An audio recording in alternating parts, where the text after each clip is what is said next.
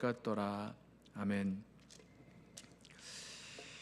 사울이 죽은 후에 다윗이 헤브론에서 유다 지파의 왕이 되고, 사울에 속한 그 11지파는 이스보셋을 왕으로 세웠습니다. 그런데 이 그 수도를 그 요단 동편, 그 요단강 건너서 요단 동쪽에 있는 마하나임에 두게 되는데요. 어느 날 이 이스보셋, 그 사울이 속한 그 사울에게 속한 그 나머지 11지파의 그 군대 장관이었던 이 장군이었던 이 아브넬이 자신의 그 군대를 이끌고 이 기브온으로 옵니다. 다윗에게는 군대 장관 요압이 있었고, 물론 요압 말고도 다른 그 군대 장관들이 있었지만, 요압이 그 모든 그 군대 장관들 중에서 가장 큰 그 장군으로 보입니다. 요압이 있었고요. 또 이 나머지 11지파에는 이 아브넬이 있었는데, 이 아브넬 기억하세요? 우리 그 사울 왕 때부터 사울 왕과 함께했던 군대 장관이었고, 이 다윗이 골리앗을 이렇게 쳐서 이겼을 때, 그때 다윗을 데리고 와서 사울 왕에게 소개했던 사람이 바로 이 아브넬입니다. 아브넬 장군입니다. 군대 장수죠.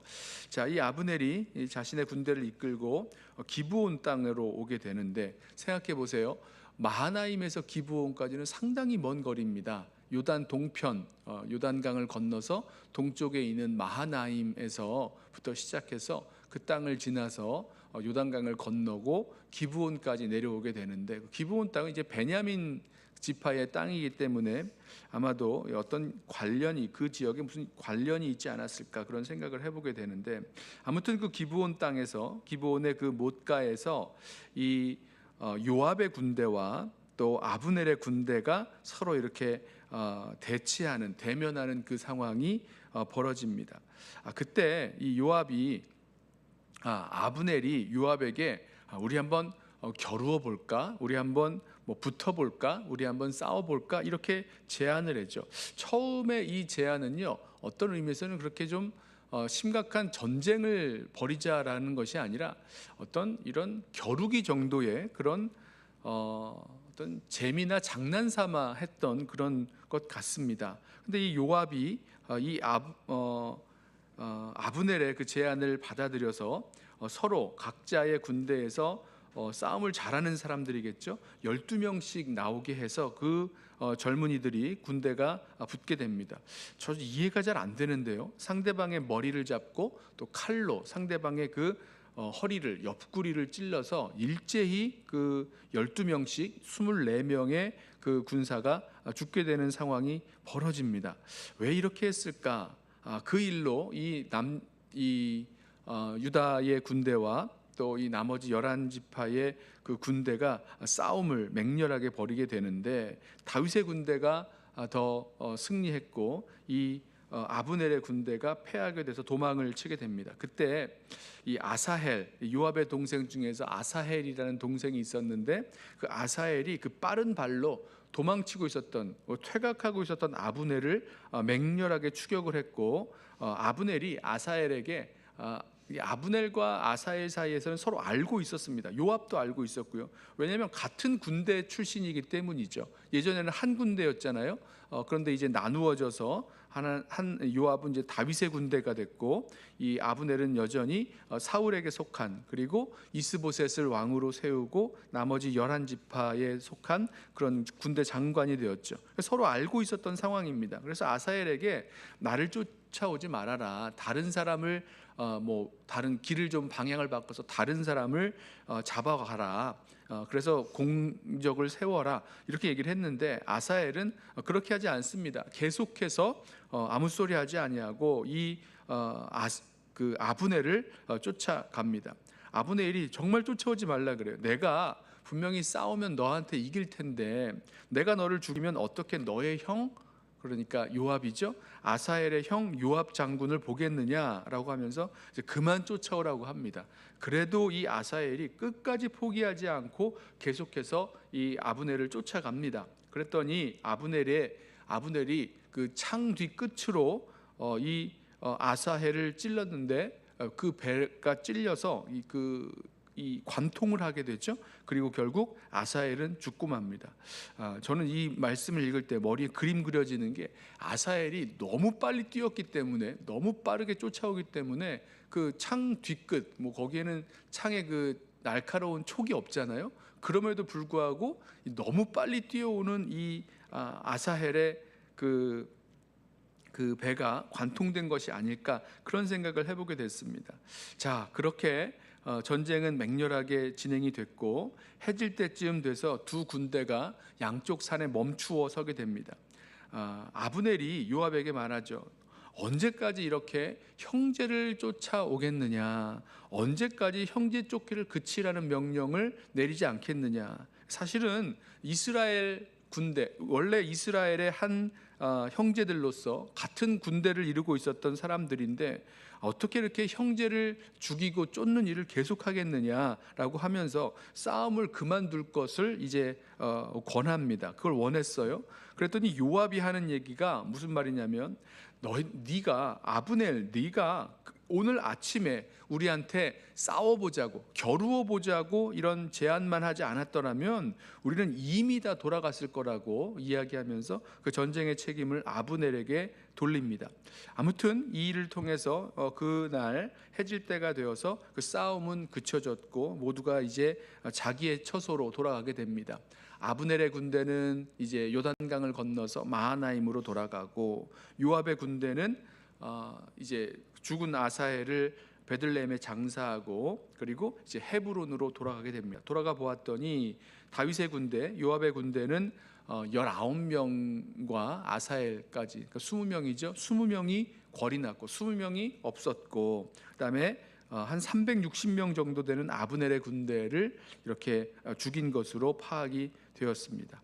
자, 저는 이 말씀을 보면서 어떻게 보면 이런 일이 있었구나, 이런 이야기가 있었구나라고 어떤 참 에피소드 하나를 듣는 것처럼 우리가 생각이 되어지는데, 저는 이 말씀을 보면서 왜 이런 싸움을 싸우게 되었을까라는 생각을 하게 됩니다. 아니, 왜 싸우지? 왜 이렇게 우리 한번 겨뤄볼까? 라는 그런 제안을 해서 그 제안을 받고 12명씩 나와서 서로 머리채를 잡고 그 옆구리를 칼로 찌르는 이런 싸움을 싸우는데, 왜 이런 싸움을 싸웠지? 라는 생각을 하게 됩니다. 허무한 싸움이죠. 12명씩 나가서 서로 머리채를 잡고 옆구리를 찔러서 죽여서 24명이 죽었습니다. 아니, 왜 이런 싸움을 싸웁니까? 무엇 때문에 싸우는 겁니까? 누가 더 센지, 어느 군대가 더 센지, 아니면 누가 더 잘하는지, 그런 자존심 싸움일까요? 아니면 뭔가 내가 더 강하다는 것을 보여주고 싶은 그런 마음이었을까요? 정말로 무모한, 그리고 어떤 목적이나 의미가 불분명한 그런 싸움을 싸우게 됐던 거죠. 그리고 나서 전쟁이 확장돼서 싸워지는 모습을 보십시오. 많은 이 군대들이, 많은 청년들이 이렇게 죽음을 당하게 됩니다. 그리고 이 아사헬이요, 이 아브넬을 추격하는 모습도 마찬가지입니다. 왜 그렇게 무모하게 끝까지 이 아브넬을 추격하는가? 무엇 때문일까? 아마도 이 아브넬을 추격해서 아브넬을 잡으면 그 군대의 가장 높은 장군을 잡게 되는 일이니까 자신의 그런 공을 세우는 것일 수도 있고, 아브넬의 그 발이 얼마나 빠른지를 이렇게 보여주는 그런 모습일 수도 있겠습니다. 많은 그렇게 아사헬은요, 분명히 죽지 않을 수 있었던, 이 아브넬에게 죽임당하지 않을 수 있었던 기회들이 여러 번 있었는데 그것을 무시하고 끝까지 추격하다가 결국은 죽고 말았습니다. 우리가 볼 때 너무 어처구니 없는 일들이 벌어진 거죠. 어처구니 없는 싸움을 싸워서 결국 형제끼리 싸운 것이고, 한 나라 이스라엘의 야곱의 12아들 12지파가 서로 나뉘어서 싸움을 싸우게 된 것이고, 형제끼리 싸워서 많은 그 형제를 서로 죽고 죽이는 그런 일들이 벌어지게 된 것입니다. 너무너무 의미가 없어요. 너무너무 어처구니가 없습니다. 왜 이런 싸움을 싸웠는지 참 설명하기가 어렵습니다. 아마도 이 싸움에 대해서 이 사람들이 돌아와서 서로에게 이 전쟁에 대해서, 이 싸움에 대해서 얘기했다면 모두가 다 그런 얘기를 했을 거예요. 우리가 왜 싸웠지? 우리가 왜 이런 어처구니 없는 싸움을 해서 뭐 요압은 자신의 동생이 죽었고 또 여러 같은 군대가 죽었고 또 360명이나 되는 그 아사엘의 군대도 죄송합니다. 아브넬의 군대도 죽게 되는 그런 일들 벌어졌다는 것이 어떤 의미나 목적을 찾을 수가 없어요. 왜 이런 의미 없는 싸움을 자신의 어떤 자존심이나 어떤 그런 공적을 드러내기 위한 그런 싸움을 싸웠을까? 아마 후회했을 것 같습니다.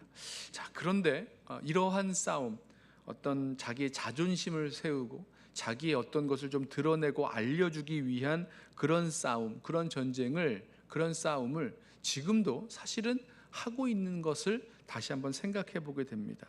물론 이렇게 사람을 죽인다거나 서로 쫓아가서 쫓아오는 사람을 창 끝으로 찌른다거나 이런 일은 없습니다만은 우리 믿음의 여정을 걸어 나아가는 성도들 가운데에도 이렇게 어떤 자존심 때문에 싸우는 싸움, 그리고 무모하게 끝까지 이 싸움을 놓지 않고 계속해서 싸워 나아가는 우리들의 모습들을 보게 됩니다.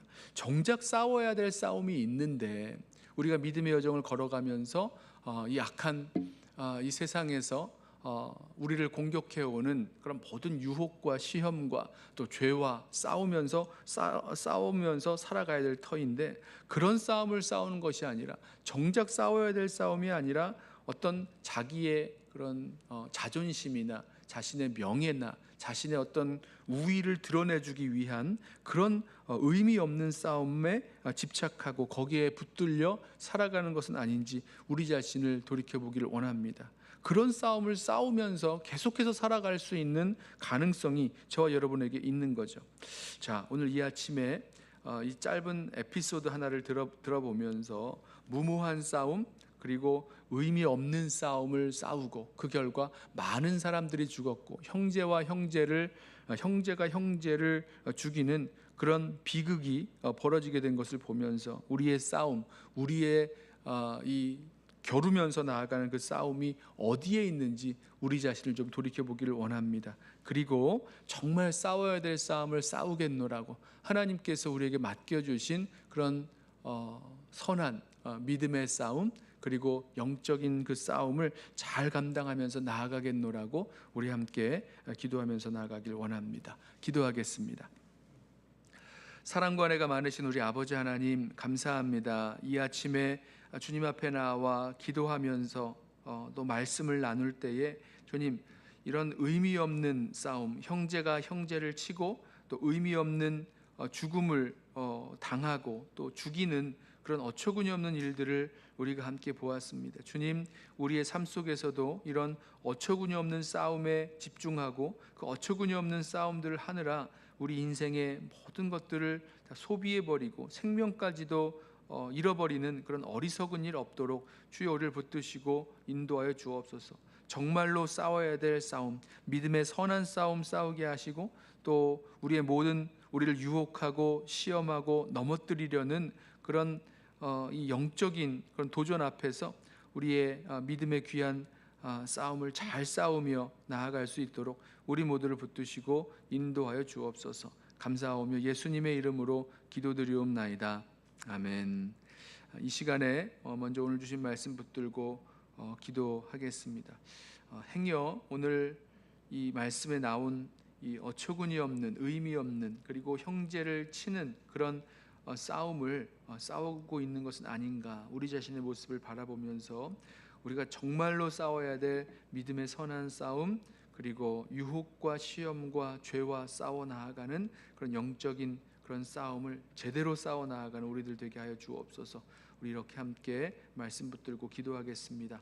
성도들을 위하여 기도하실 때에 연약한 성도들 위하여 기도해 주시고, 또 병중에 있는 성도들, 또 치료 받고 또 수술도 해야 되는 우리 성도들을 위해서 우리 기도해 주시길 바랍니다. 하나님께서 치유하여 주시도록, 하나님께서 회복시켜 주시도록 우리 위해서 함께 기도하며 나아가겠습니다. 우리 자녀들을 위해서 기도해 주시고, 우리 선교사님들 위해서 기도해 주시고, 우리 지금 안식년 중에 있는 우리 KC 한 선교사님 10월 중에 이제 미국으로 들어오게 되시고, 또 우리 황디모데 선교사님도 이제 안식년제 들어가셔서 이제 들어오시게 되는데, 우리 특별히 두 분 선교사님 위해서도 기도해 주시기를 바랍니다. 우리 함께 오늘 주신 말씀 붙들고 또 우리 교회 공동체 위해서 함께 기도하고 또 갖고 오신 기도 제목으로 기도하겠습니다. 기도합니다.